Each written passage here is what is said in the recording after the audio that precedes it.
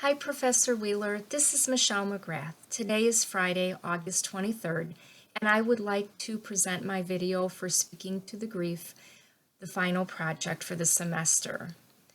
Good evening. Today, I would like to discuss some of the most effective ways of communicating with someone who is grieving. I think that the hardest part is, where does a person start? You just found out that your best friend's father passed away, or you receive a call at the funeral home that you're working at from a person who is letting you know that their aunt died about an hour ago. In both cases, these people lost someone that they loved and cared about. Since everyone grieves differently, we need to learn how to respond appropriately, and to do so, that's going to take some time. The first step, I feel, is to listen. The person may or may not want to talk about things right away. As a funeral coordinator at my church, I was asked to attend a seminar on how to listen to grieving people. The one point that I learned from the speaker that day was to let the grieving lead, and you follow. In other words, if they start discussing how their uncle loved baseball, you can ask them what his favorite team or who his favorite team was, and if he attended any of their games. Switching over to logos, pathos, and ethos, those are tools used to persuade an audience. Now, how can something like these three tools, how can we utilize those when communicating with grieving people? Logos refers to facts or logics. We can acknowledge the person's loss and be specific when telling the individual that you are sorry to hear about their uncle passing away in the tragic car accident that occurred last Saturday night. Ethos can help you build trust with the person you are speaking with. Be trustworthy and truthful. Do not share any information that they told you in confidence.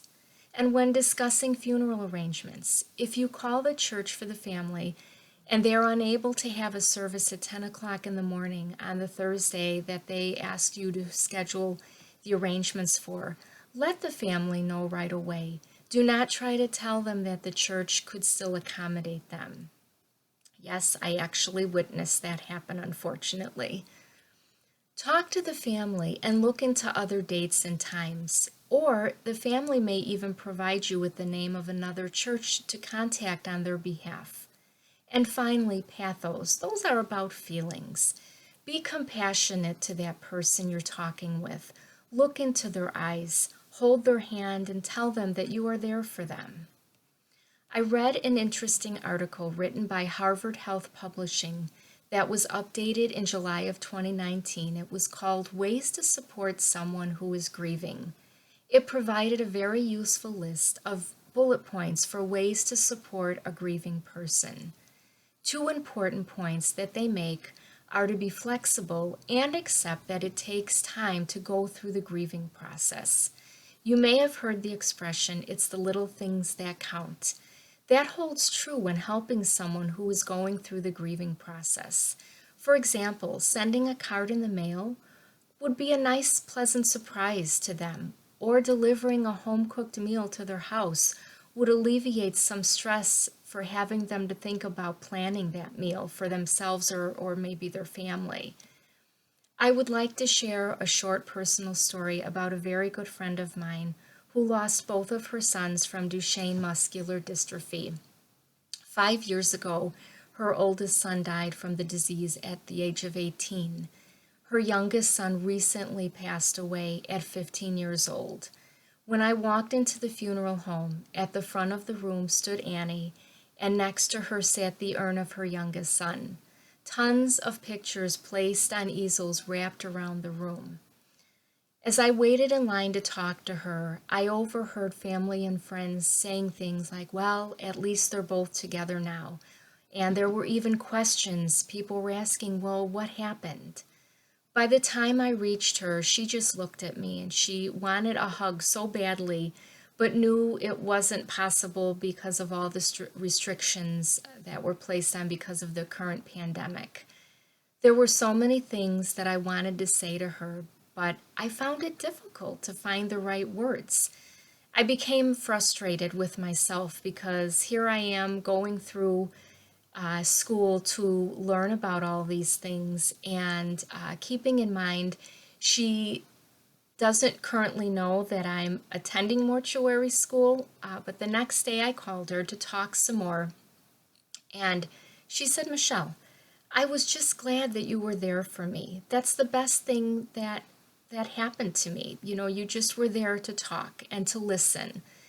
And at that point, I realized that I did help. I was actually putting more pressure on myself to come up with the best thing to say to her. And I really didn't need to do that. In the second article that I read, Helping Someone Who is Grieving, written in 2020 by Melinda Smith, Lawrence Robinson, and Jean Siegel, they stated the most important thing that you can do for a grieving person is to simply be there. It's your support and caring present that will help your loved one cope with the pain and gradually begin to heal. The next time I go to visit Annie, I told her that I would bring her lunch or maybe a cup of coffee. And she responded and said a nice cup of coffee from Starbucks would be great.